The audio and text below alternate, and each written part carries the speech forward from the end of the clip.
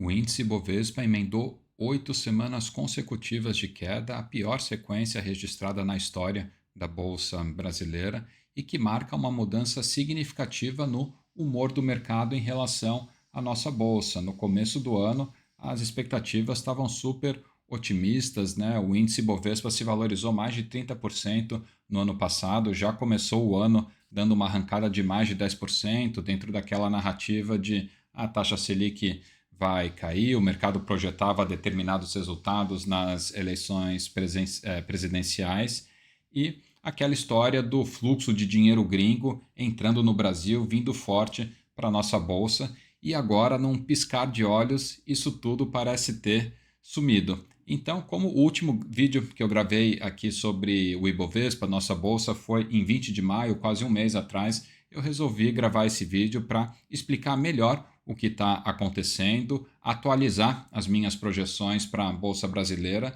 e passar a minha orientação de como vocês devem investir nesse cenário para não entrar nesse clima de desespero, tá, pessoal? O mercado é mesmo esse bicho que alterna um otimismo excessivo com pessimismo excessivo, e se você entra nessa onda, em vez de seguindo notícia, você acaba fazendo besteira, mas se você entende como esse jogo funciona e passa a usar essas oscilações do mercado a seu favor, você ganha dinheiro. Então, eu sou Henrique Duque, investidor profissional e analista de investimentos. Sejam bem-vindos, bem-vindas ao meu canal, onde eu compartilho análises diversas sobre todos os tipos de ativo financeiro, bolsa americana, bolsa brasileira. E nesse vídeo aqui eu vou falar sobre o que está acontecendo com a bolsa brasileira, com o índice Ibovespa.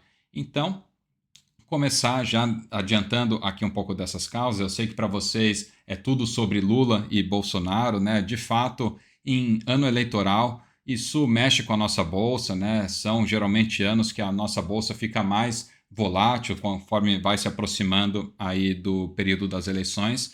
Mas o que tem determinado esse movimento recente da bolsa é isso aqui, pessoal, as projeções para a taxa Selic. No começo do ano, se a gente pegar o boletim Focus da última semana de fevereiro, a projeção para a taxa Selic era de terminar esse ano de 2026 em 12% e o próximo ano de 2027 em 10,5%. Se a gente pegar o último boletim Focus de segunda-feira dessa semana, a projeção para a taxa Selic no final desse ano subiu para 13,75%, então de 12 foi para 13,75% num espaço aí de 3 meses e pouco, né? Então, uma mudança forte nas expectativas, e para 2027 a projeção está em 12%, um aumento significativo também em relação às projeções anteriores.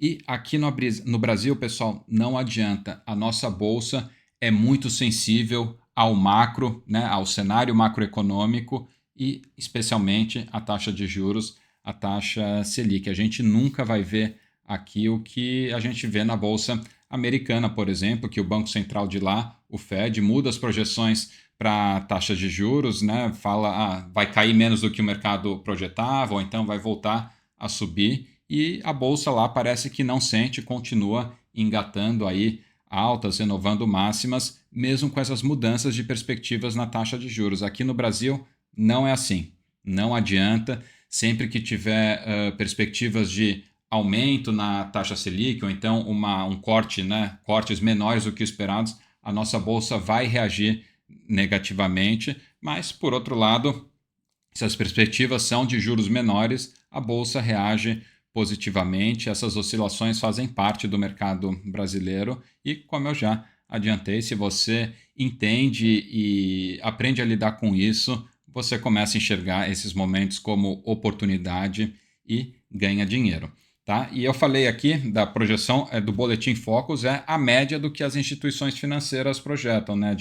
No caso, 13,75% para o final de 2026. Mas se a gente vê aqui, mostrar o BOFL Bank of America, eles projetam, por exemplo, né, sempre tem esse noticiário negativo, né, nesses momentos.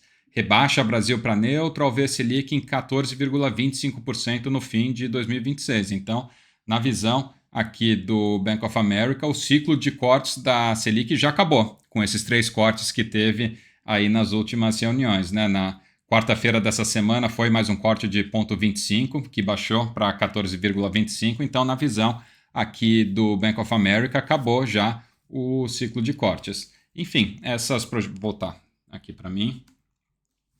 Essas projeções variam de instituição para instituição, mas a moral da história aqui é as projeções para a taxa Selic para o final desse ano e final do próximo ano aumentaram em virtude, vocês, né, provavelmente já sabem, do conflito entre Estados Unidos e Irã, que fechou o Estreito de Hormuz, o preço do petróleo disparou, da gasolina, e a inflação voltou a acelerar mundo afora, e aqui no Brasil também, e os bancos centrais de outros países, né, estão reagindo a isso, elevando a taxa de juros. No caso aqui do Brasil, como a nossa taxa Selic já estava num patamar bem alto, bem restritivo, o impacto não é, nesse primeiro momento, não um aumento, mas uma diminuição menor nos cortes que estavam projetados. E, como eu já adiantei, isso sempre mexe bastante com a Bolsa brasileira.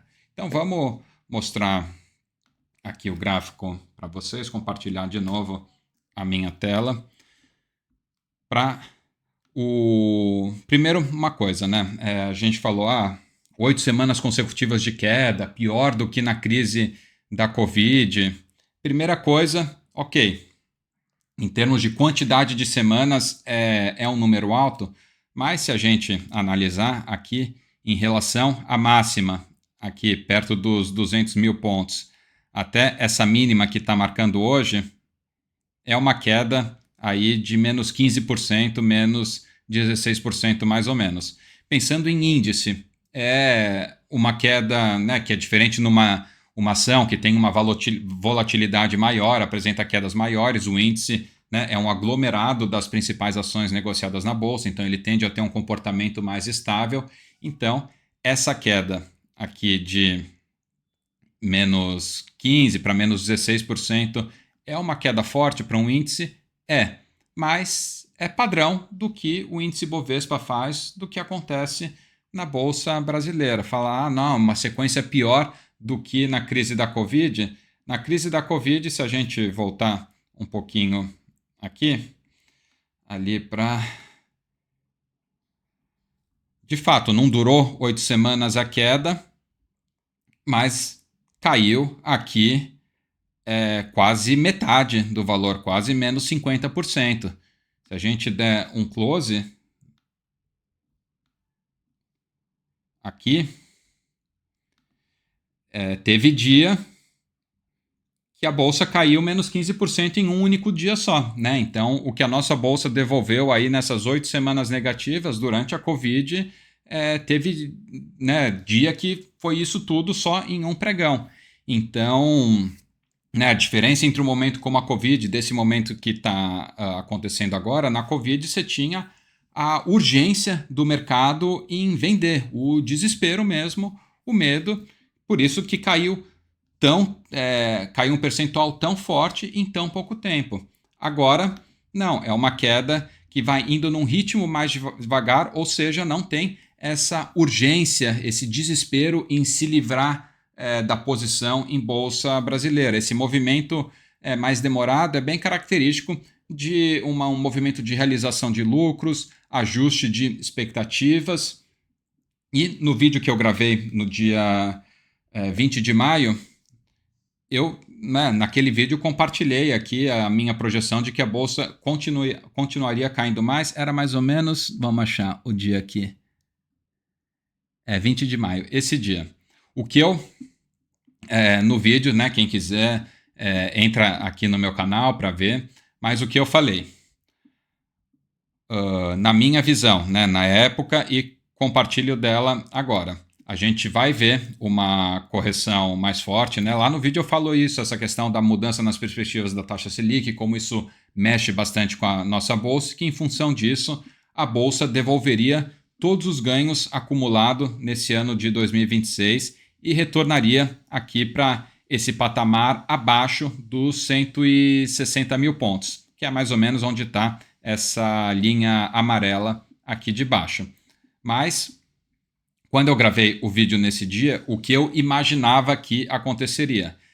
A bolsa vai cair aqui para baixo, mas antes de cair para cá, ela vai dar mais um respiro para cima aqui, perto dos 190 mil pontos, formar aquele padrão que na análise técnica a gente conhece de ombro, cabeça, ombro, que é um primeiro topo menor aqui do lado esquerdo, um segundo topo maior no meio e depois um terceiro topo menor aqui do lado direito para depois cair. Então, eu imaginava, né, por não ver essa urgência nesse movimento vendedor da nossa bolsa e dado a alta sequência de alta forte, né, que foi desde o final do ano passado, né, se a gente olhar aqui, pegar de abril do ano passado até o começo desse ano, aqui uma alta de 60%, ou seja, eu imaginei que ainda existia aí uma força compradora no mercado que entraria e levaria a bolsa a dar mais um respiro.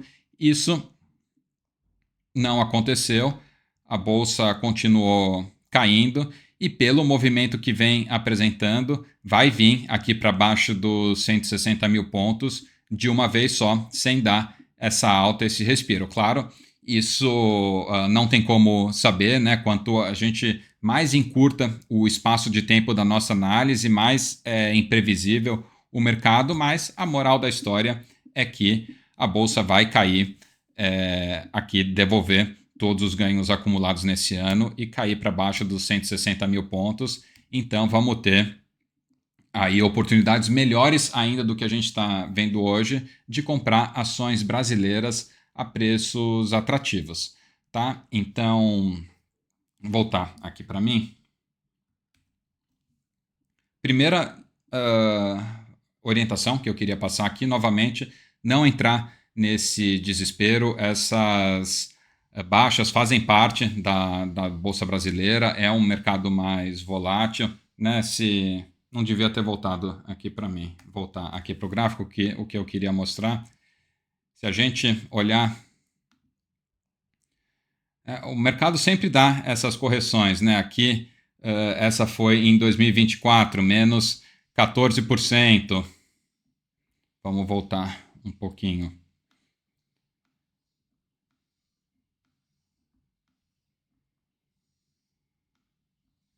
Essa aqui, né? Ó. Aqui do começo de 2024 até o meio de 2024, menos 11%. Depois, no mesmo ano de 2024 até o começo de 2025, aqui foi uma queda de menos 14%.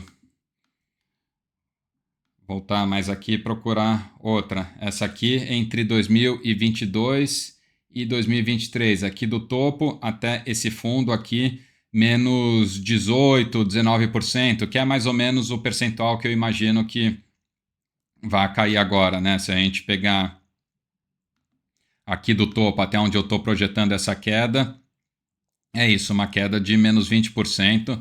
Isso faz parte, pessoal. A gente tem que, né, quem investe na Bolsa Brasileira tem que primeiro se acostumar e entender com isso, e num segundo momento começar a aproveitar essas oportunidades que quando o índice dá essas correções é o momento de comprar e que agora voltar em definitivo aqui para mim. É nesses momentos que o índice dá essas correções, que a bolsa cai, que os investimentos ficam mais atrativos, mas nesses momentos você só vai ver notícia negativa, falando de gestor que está zerando exposição em Bolsa Brasileira para voltar a aplicar mais em Bolsa Americana. E quando a Bolsa está nas máximas, né, e os preços estão caros, né, ou pelo menos menos atrativos, aí é só otimismo, todo mundo falando que a Bolsa Brasileira vai...